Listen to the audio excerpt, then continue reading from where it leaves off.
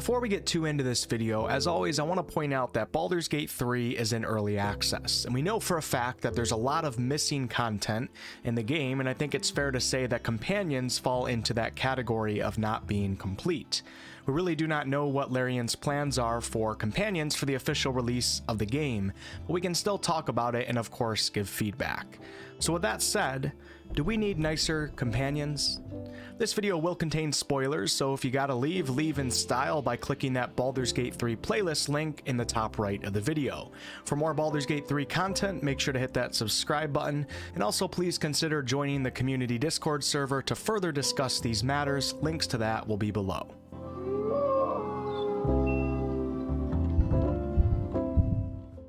Shadowheart, Gale, Astarion, lae'zel, and Wyll. Not exactly the definition of warm and fuzzy now, are they? I'll get into each companion individually here in a minute, but I think it's fair to say that as a collective group, if we were to describe this Brady Bunch, I don't think that nice would be the first word that comes to everyone's mind.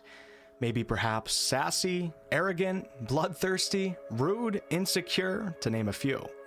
In terms of moral alignment, I think that the majority of players can agree that at the very least, none of the current companions could be easily tagged with the morally good alignment.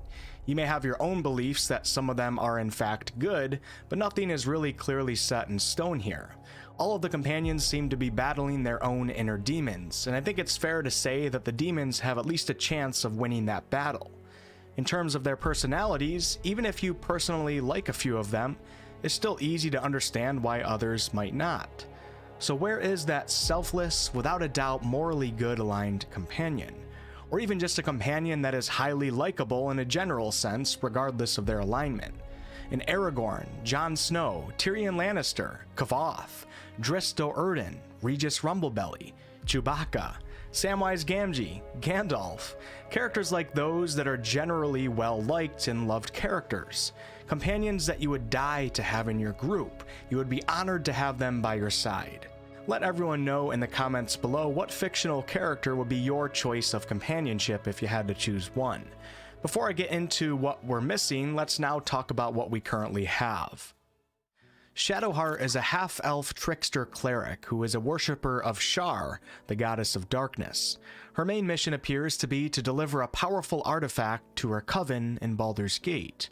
Whether or not her worship of Shar is by her own choice can certainly be debated, as the more that you play, the more you realize that Shadowheart's past is very unknown to both you and her. She has lost much of her memory. Regardless of how she came to worship Shar in the first place, she is still currently worshiping Shar, so it's really hard to flat out tag a morally good alignment to her at this point of early access. On top of that, the first three words that come to my mind to describe her personality would be sassy, sassy, and sassy. It's very easy to piss Shadowheart off, and many of you may feel like you're walking on eggshells when she's around. Now don't take that the wrong way, Shadowheart lovers, because I actually really like her character, and the more that you play, the more some of you will discover that she can be nice. I'm also inclined to believe that there is a possibility that she may turn out to be one of the more morally good aligned companions, but we really don't know. Her internal conflict between her personal empathy and her religious indoctrination makes it very difficult to place her anywhere on the alignment spectrum with any certainty. Gale is a human wizard, and I understand that I can't really pronounce his name correctly. I don't know what to tell you guys, it's just the way that my mouth says Gale. He seems to be a fairly charismatic fellow, and if you don't pay too much attention or dive too deep into his character, you may even be inclined to outright believe that he is morally good right off the bat. Gale's life ambition is to become the greatest wizard to walk Faerun, and the debate over whether or not he is good seems to come down to how selfish and power-hungry you believe him to be.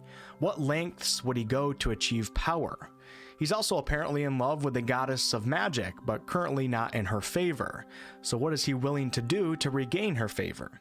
Oh yeah, and one more thing. He's got a literal ticking time bomb inside his chest, a Netherese destruction orb.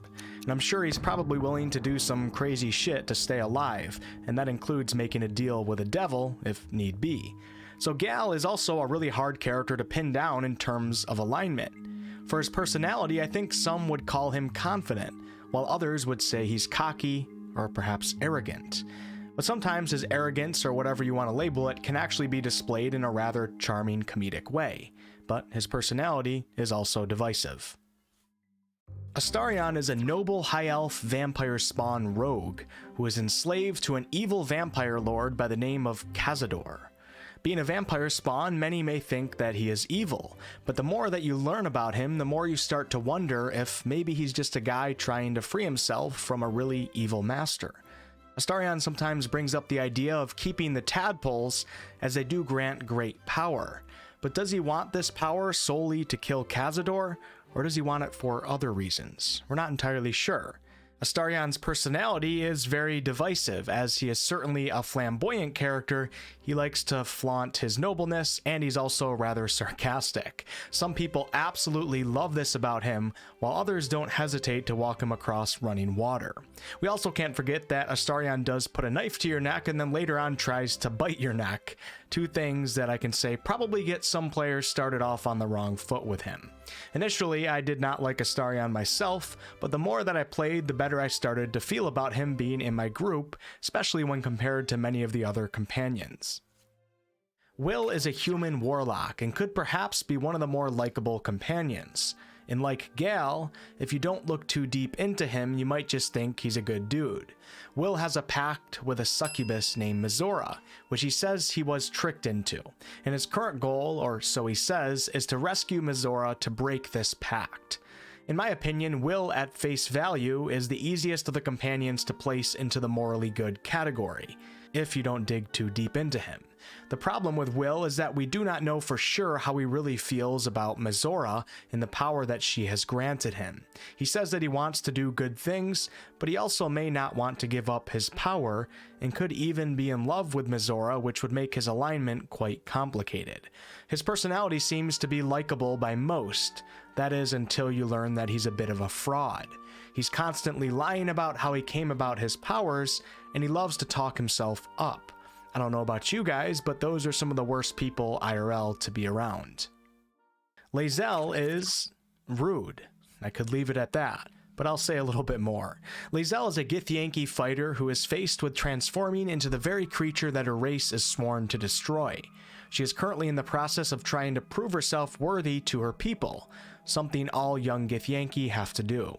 In terms of her alignment, well, the Githyanki race don't typically fall into the morally good category, and if lae'zel's goal is to be accepted by her people, well then she will likely end up being highly xenophobic, and also probably be raiding and pillaging towns and villages across Faerun. However, the more that you play with lae'zel, the more you may start to see that she is not as bad as she may initially appear to be. To me, she comes across as a little brainwashed, but not beyond repair. Someone who is putting off an image that she feels like she's supposed to do, but doesn't necessarily want to be like that. I would even go as far as saying that lae'zel may end up being one of the better companions, but at this time, classifying her as morally good probably can't be done with any true confidence.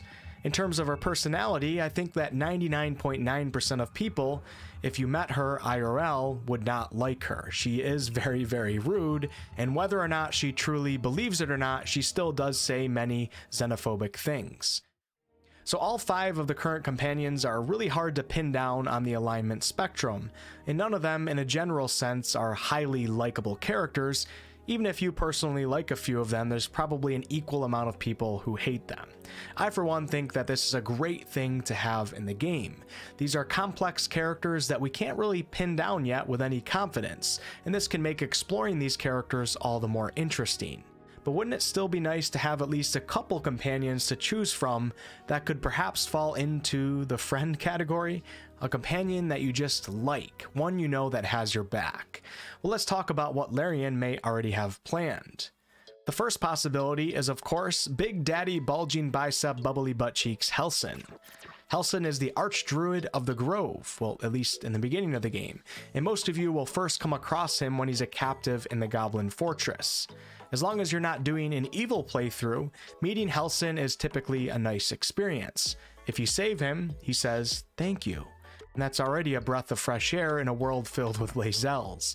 The more that you talk to him, the more you may feel like, damn, this dude is a cool guy. When Halsin learns that you have a tadpole in your brain, he doesn't try to murder you like Nettie does. He offers help. He tells you that to find a cure, you need to go to Moonrise Towers. He then says that he wants to join your camp and that he has long sought to return to Moonrise Towers himself. At this point, most of us are inclined to believe that Halsin will be a recruitable companion when Larian allows us to get that content. There's also the fact that we already get to have him in our party when we're escaping the Goblin Fortress. Now, there may be more to Halsin than what meets the eye. I have my own slight suspicions, but overall I still think that he fits into that category of being a likable, morally good companion, and a possible companion that could offset some of the distrust and even dislike that you may have in your current party. Next up, we have Karlach, who, like Halsin, we're led to believe that she will also be a playable companion. It is revealed to us that Karlach is a true soul, and that she was also on the Nautiloid ship that you and all of the current companions were on. These are the first couple hints that Karlach will end up being recruitable. Karlach's alignment is seemingly more tough to pin down than Halsin. She claims she was a prisoner of the archdevil Zariel and forced to fight in the Blood War. Even if she is telling the truth though, and she's just trying to escape her imprisonment from Zariel, it still doesn't really tell us if she's good or bad. Bad people don't like to be controlled or imprisoned just as much as good people don't. If you end up helping Karlach by killing some of the cultists that are pursuing her, and I put cultists in parentheses, your character will sense that she feels gratitude, warmth, and relief. In my opinion, that right there gives her some points on the likable side of the scale. Your overall conversation with her, as long as you're not being a dick yourself, for the most part I would say is rather enjoyable. She's not really rude or sassy. Eventually the game will give you the dialogue option of asking her to join your group, but she will tell you that she cannot join until she has shaken Zariel off her back. So Karlach seems to certainly be a possible recruitable companion, and even though we don't know much about her, I would say that generally speaking she may come across as more likable than many of the current companions. Now let me quickly talk about data mining. And fair warning, data mining is spoilers on top of spoilers, so please exit the video if you don't want to hear this. After watching a Chublot video, and I'll leave a link to his amazing channel below, I highly recommend it, everyone's favorite ranger and hamster, Minsc and Boo, has actually been data mined, and it appears that they will be making an appearance in the game.